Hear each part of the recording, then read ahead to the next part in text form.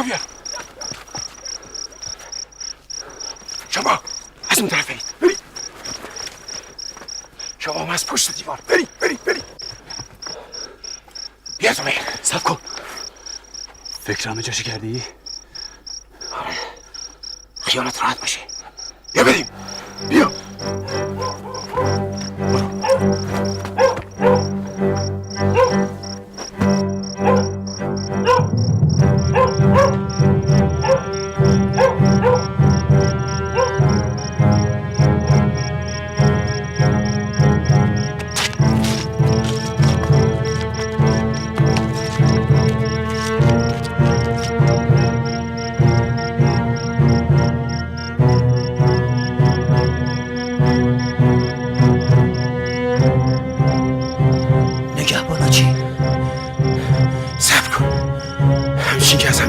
تنابا میندازم اون وقت شما سریع بیاید.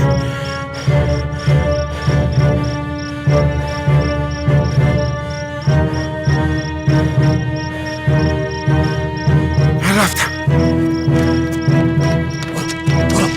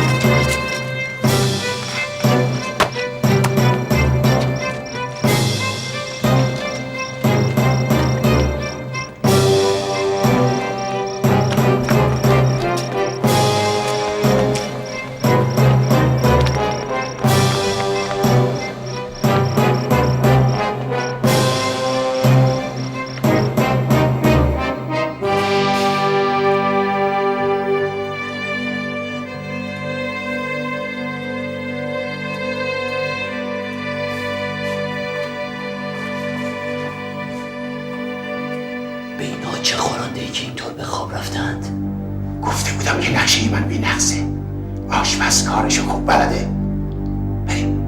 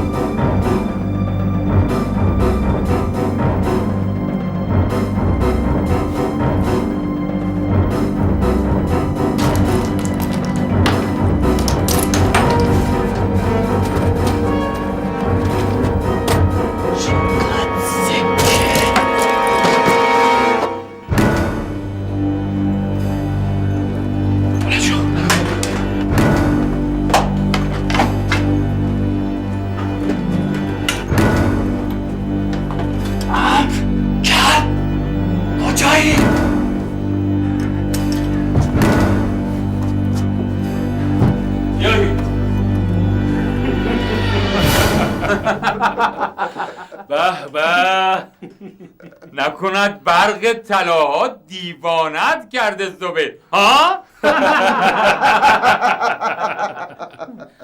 چگونه به خودت جرأت دادی پا به خزانه حاکم بگذاری ها؟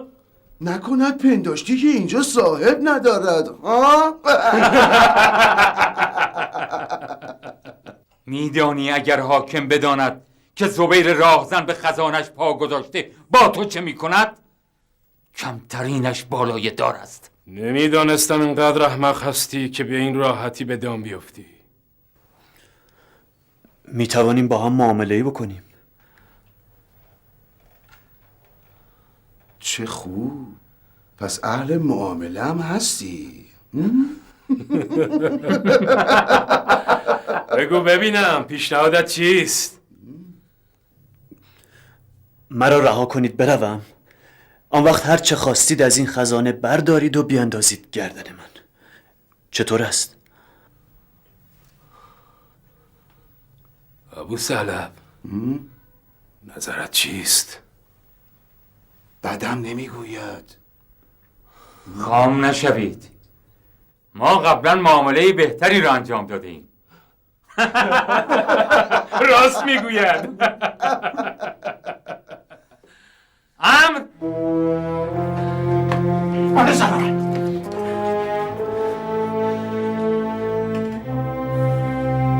ای خائن پس فطرت، به چه قیمتی؟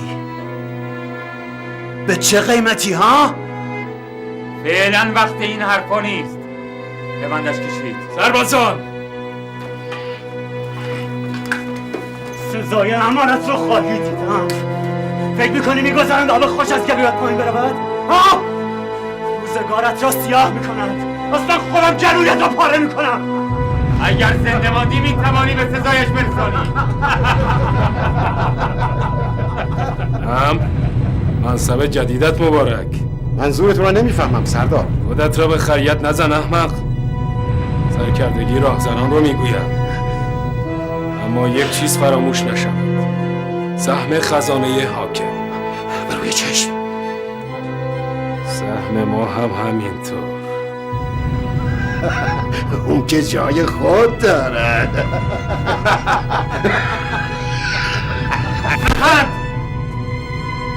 بروید. حرکت کن. برویم. برو. نقشت نقص نداشت سامی. بروید.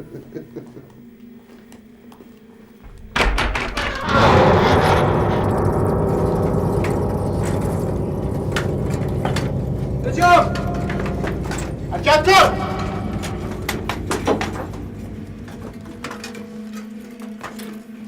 شب شومی زبیر. خزانه حاکم کجا و قهر سیاه چال کجا؟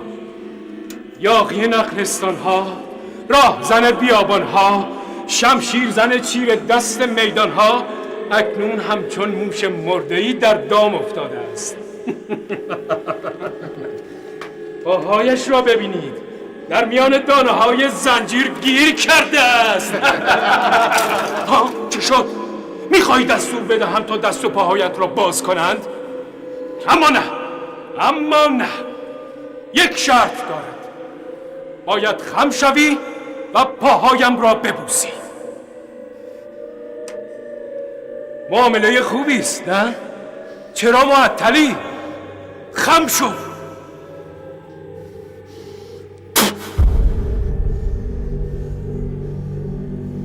حرام لقمه! در بندش کنید!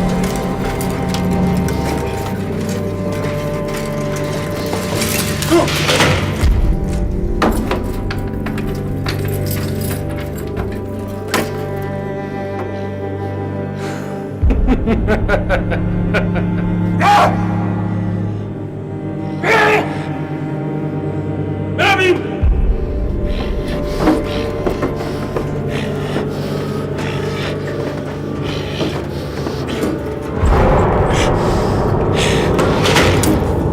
من معتقدم که هر موجود زنده و حتی انسان حاصل تأثیر و تأثیر نیروهای طبیعت است.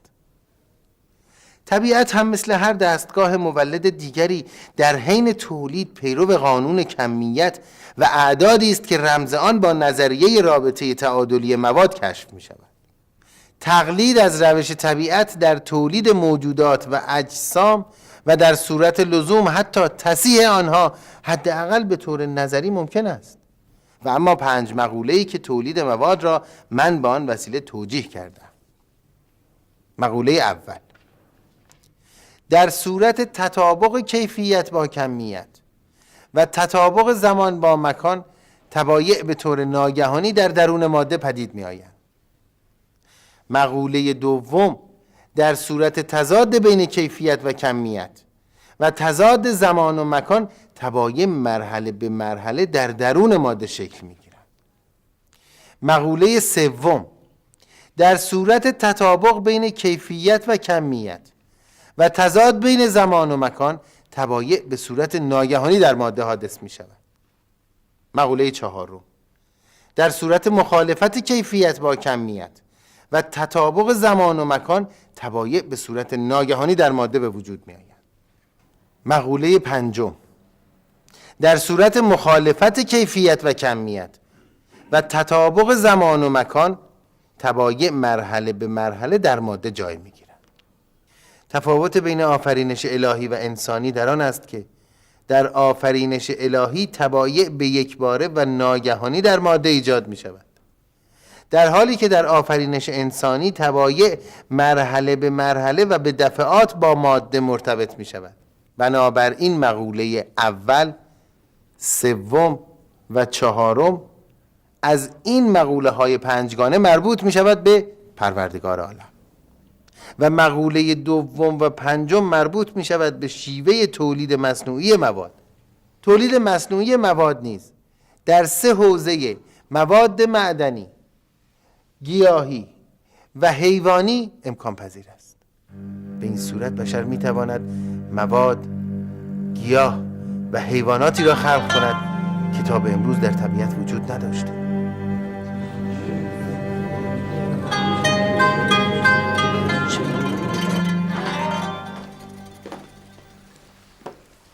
قاضی القضات، اکنون وقت آن رسیده که اقدام شجاعانه‌ای بکنید.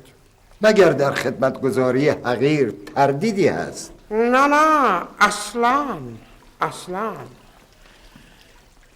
میدانید شهر بصره از وجود جادوگری، حیله‌گر و مکار در عذاب است. نباید فرصت داد تا هر کسی آیین و مرام خویش را به جای علم و حکمت بین مردم ترویج کند.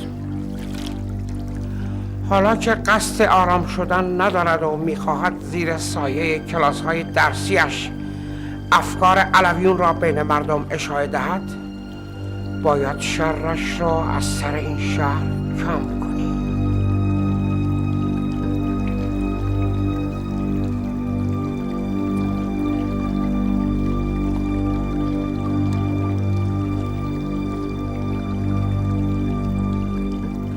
به خاطر افکار علوی او سرورم، یا به خاطر اینکه دل آن زیبارو را برده؟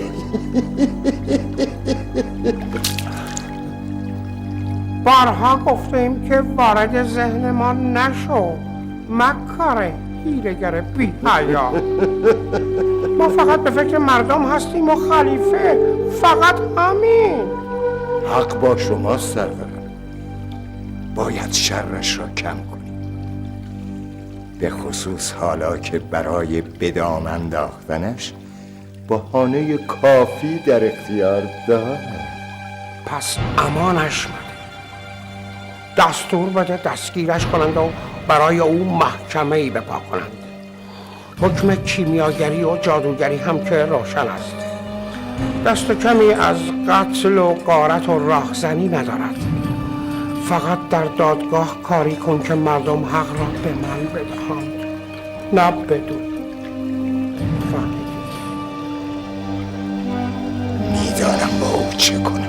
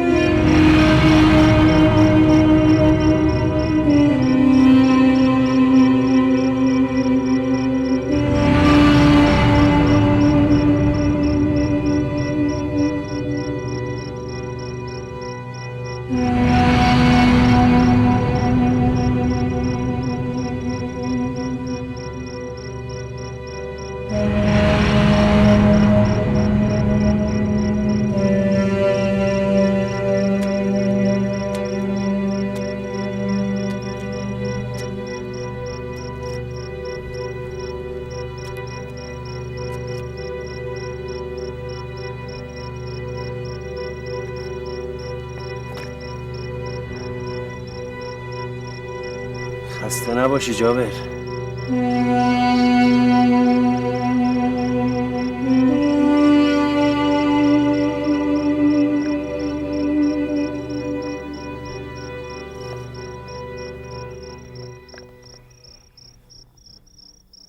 جابر ببخش انوان، متوجه حضورتان نشدم. بفرمایید.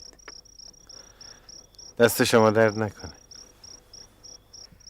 آسمان شب همیشه انسان را در خود غرق می کند. آدم نمیداند از تاریکیش هراسناک باشد یا از نور ستارگانش امیدوار. آری، آسمان پر از رمز و راز است. حکمت حرکت این همه ستاره در آسمان و جایگاه آنها آدمی را مبهوت می کند.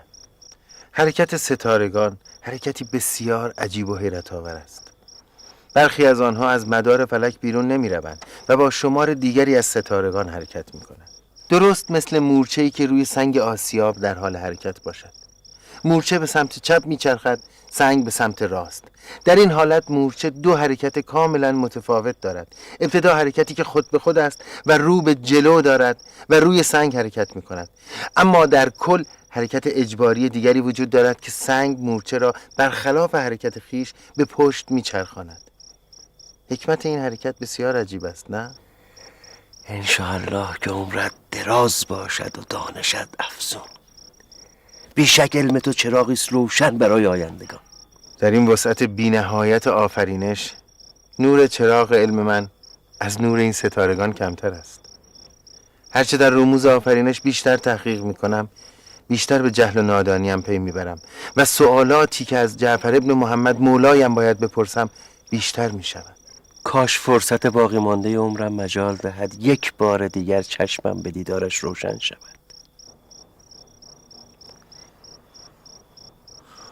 انشاءالله که همینطور خواهد شد. حال که عمر درازم رو به پایان است و صدای پای مرگ را میشنوم، هراسی بزرگ در وجودم خانه کرده. هراسی که به ویژه پس از مرگ راحله شبانه روز رهایم نمی کند. هراس از چه دوست من؟ زلفا. زلفا؟ از چه برای او هراس داری؟ از نداشتن کفی مناسب و بالینی که با اطمینان سر برام بگذارد.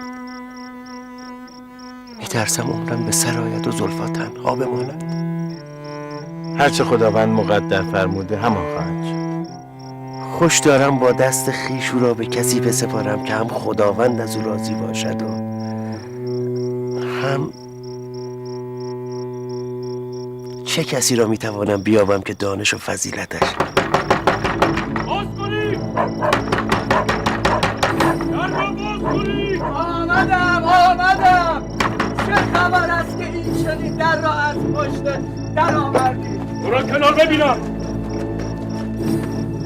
کجاست؟ شما به دنبال کسید که این گونه هجوم آوردی؟ گفتم کجاست آن جادوگر فریبکار؟ جادوگر دیگر کیست؟ گویی نمیدانید اینجا منزل انوان بصری است. چه خبر است؟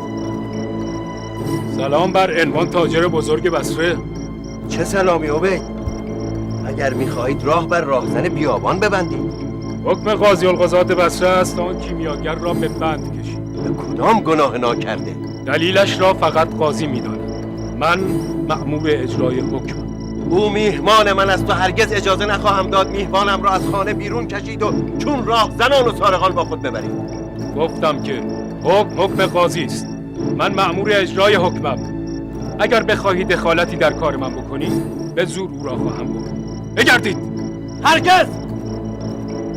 هرگز اجازه نخواهم داد در خانه من به مسلمانی چنین بی‌حرمتی شود.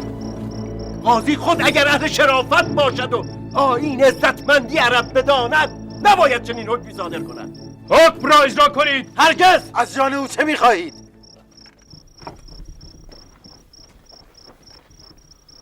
من اینجا هستم. خودش است. در بندش کشید. نیازی نیست. بیان که آسایش اهل خانه را برهم زنید، لختی مجال دهید تا آماده شوم.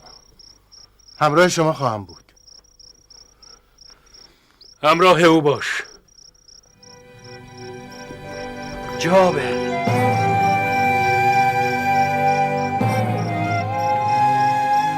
آسوده باش دوست من، جای نگرانی نیست.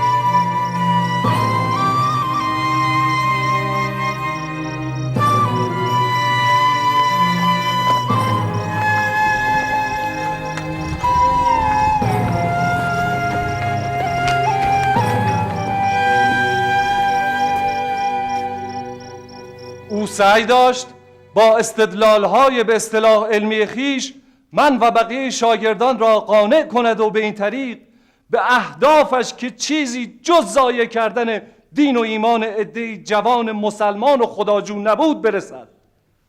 چگونه این کار را میکرد؟ او از طبیعیات میگفت و در پوشش علم و دانش سعی داشت انسان را همانند خداوند دارای قدرت آفرینش و همپای او بداند. استغفر الله ربی و اتوب الیه. دروغ میگوید. همه میدانند جابر ابن حیان یکی از مسلمانان راستین است. من خود به خوبی او را میشناسم. برای جادوگری چون او فریب پیرمرد ساده دلی مانند تو کاریست سهل و ممکن. دیگر چه میگفت؟ خداوند مرا ببخشاید. میگفت بشر با پی بردن به رموز آفرینش میتواند جای خدا را بگیرد. او میتواند همانند خدا دست به آفرینش بزند و موجوداتی را خلق کند که حتی خداوند نیز تا به امروز نتوانسته خلق کند. به عبارت ساده تر، یعنی بشر که خود آفریده ای از آفریدگان خداوند جهان است میتواند برتر از او باشد و بهتر از خداوند به آفرینش بپردازد. آری، همینها را میگفت. الله اکبر، الله اکبر. به یاد ندارم کسی در بلاد مسلمین یا حتی در دیگر بلاد مسیحی، یهود، مجوس چون این کفری گفته باشد. این که شما میگویید داری کفر است، اما حرف من چیز دیگری است. اگر این کفر نیست پس چیست؟ من گفتم که انسان آفریده خداوند متعال است و خداوند خود در قرآن کریم فرموده که انسان خلیفت الله است بر روی زمین و بر این آفریده خود آفرین فرستاده و از آنجایی که بشر دارای شعوری است که از ذات مقدس پروردگار در او به امانت قرار داده شده، پس بالقوه دارای این توانایی هست که در طبیعت پیرامون خود و در دیگر موجودات جهان هستی به تفکر و تعقل بپردازد و رمز آفرینش آنها را کشف کند و در حیطه توانایی هایی که خداوند در وجود او به ودیعه قرار داده دست به آفرینش بزند و آن هم در مواردی خاص. انسان فقط در مواردی میتواند دست به آفرینش بزند که خلق موجودات مرحله به مرحله صورت میگیرد، ولی خلق موجوداتی که آفرینش آنها به صورت ناگهانی حادث می شود فقط و فقط در حیطه توانایی های ذات مقدس پروردگار بزرگ است و هیچگاه هیچ بشری نمی تواند به این امر بپردازد، چرا که بشر متعلق به عالم اصغر است. ولی با این حال نشانه هایی از جهان اکبر در اوست که می تواند با استفاده از این نشانه ها و با بکار بردن حکمت و اندیشه در امور دنیا از مرز عالم اصغر عبور کرده به عالم اکبر گام بگذارد. کفرگویی بس است. شنیده ایم که در کلاس های شیطانی خود با این مهملات فکر و ذهن جوانان مسلمانمان را آلوده کرده ای. من دانشمندان بسیاری را دیدم که همچون او چنان در علم خویش غره شده بودند و چنان تکبر روح آنان را آلوده کرده بود که ملحد شدند و خدای خویش را که همچون آفتاب تابان حقیقتی است روشن و انکار ناپذیر منکر شدند.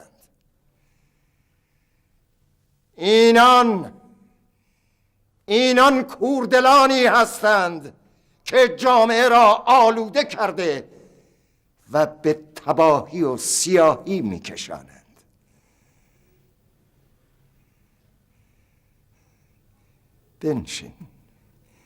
بنشین جوان.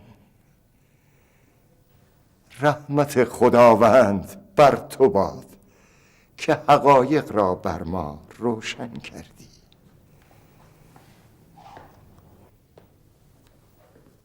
اما جدا از انکار خداوند که گناهی نابخشودنی است،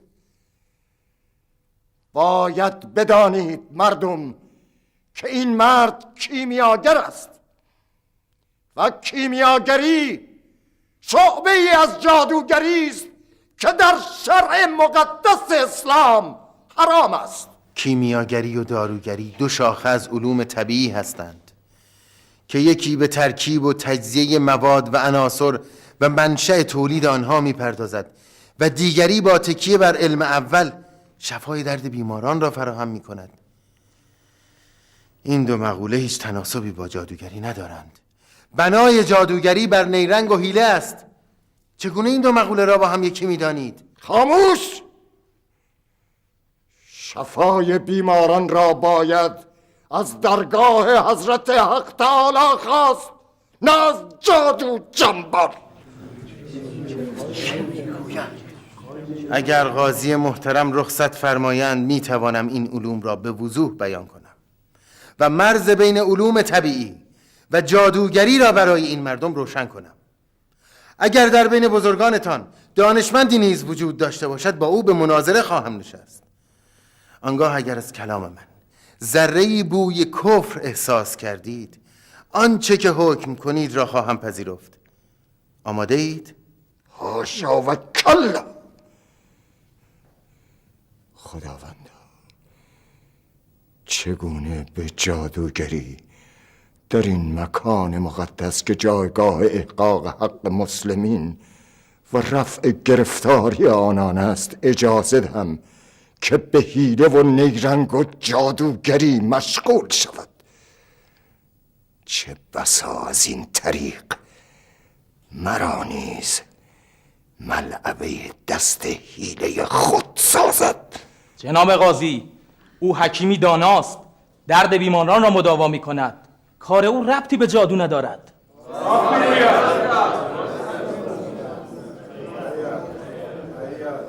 چگونه اجازه می دهید که نظم محکمه برهم خورد؟ آرامشان کنید. حیا کن مرد. جابر در تمام بلاد مسلمین به دانش و حکمت شهره است. او همتش را صرف شناخت رنج بیماران و راه علاج آنان کرده. همه ما به دانش و تجربه او نیازمندیم. آیا انصاف از او به جادوگری و کفر ورزی متهم شود؟ چرا اجازه نمی دهید ادامه ادله‌اش را توضیح دهد؟ ساکت! میخواهید مقام و منصب قضاوت تحت تأثیر حیله و نیرنگ جادوگران قرار گیرد؟ من به عنوان قاضی القضات بصره تو را به اعدام محکوم میکنم. ببریدش. این حکم شما با کدام معیار عقل و دین سازگار است؟ من نیازی نمیبینم معیار حکمی را که صادر کردم برای تو توضیح دهم. من آنچه را که رضای خداوند است میگویم و امیدوارم که در درگاه او سربلند باشم. ببریدش. چرا معطلید؟ ببریدش. من اعتراض دارم. ببریدش. صبر کنید. حرکت کن. یا به نگو. ببرید. ببریدش. پروردگار، از این بنده کمترینت راضی باش. تو را شکر میکنم که این توفیق را به من دادی که یکی از بهترین قضاوت‌های عمرم را انجام دهم. شرمت باد قاضی، شرمت باد. چگونه از خشم خدای عزوجل نمی‌هرازی؟ باد بر تو. حکم عادلانه بود.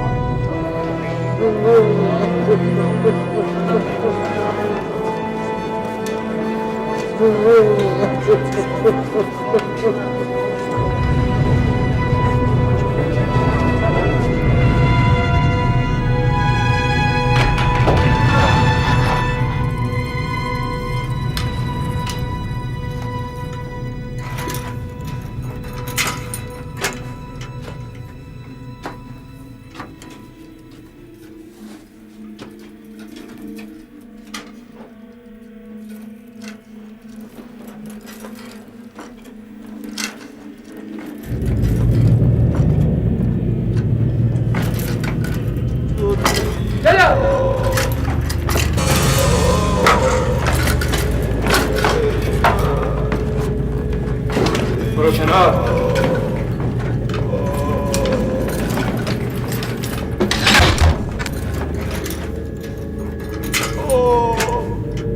برو تو.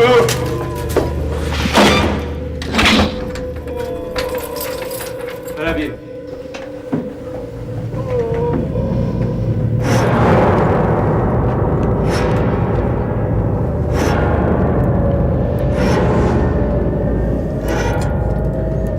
اینجا دیگر از جانم چه میخوای ای حکیم بدشگون؟ به بیل خویش به اینجا نیامدم تا برایت شر یا شگون داشته باشم.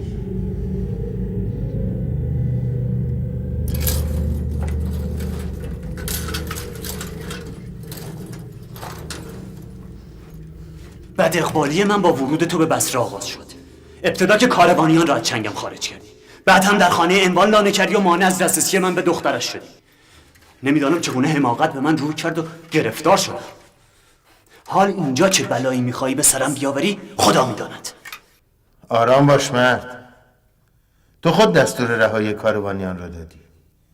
در خانه انوان نیز من میهمانی بیش نبودم و گمان نمی‌کنم میهمان؟ تا چشم انوان و دخترش به تو افتاد فراموش کردن که زبیری در کار است و سالها دلداده زلفا بوده. دلداده زلفا؟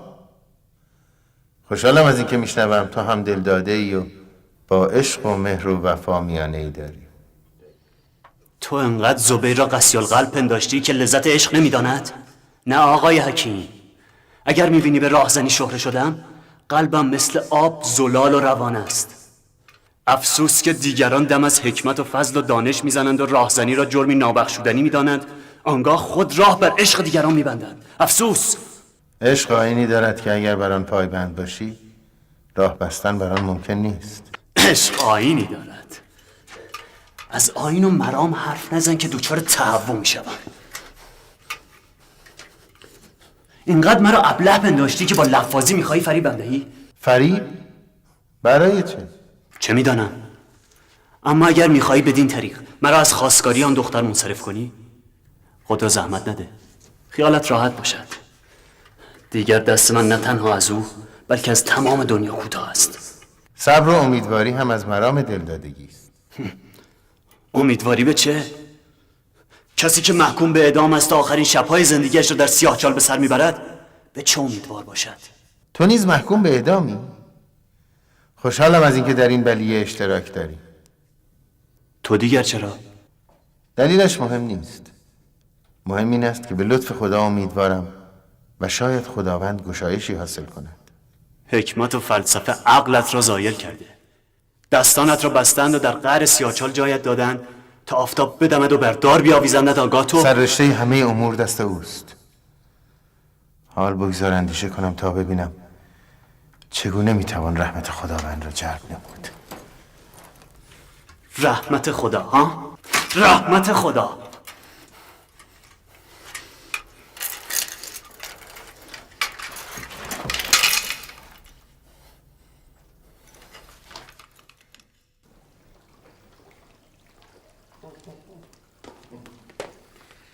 به راستی که تداوم حکومت ما بدون حضور قاضی القضات دانشمند و گرانمایه‌ای چون شما به سامان نمی‌رسید. سپاسگزارم حاکم بزرگ. چه سخن پرمغزی. کیمیاگری بخشی از جادوگریست. شوق سکه های حاکم بزرگ علم و دانش را هم به قلیان وامی دارد. قضاوت نیکو پاداش هم دارد. سپاسگزارم. بقیهش باشد بعد از عروسی ما با زلفا.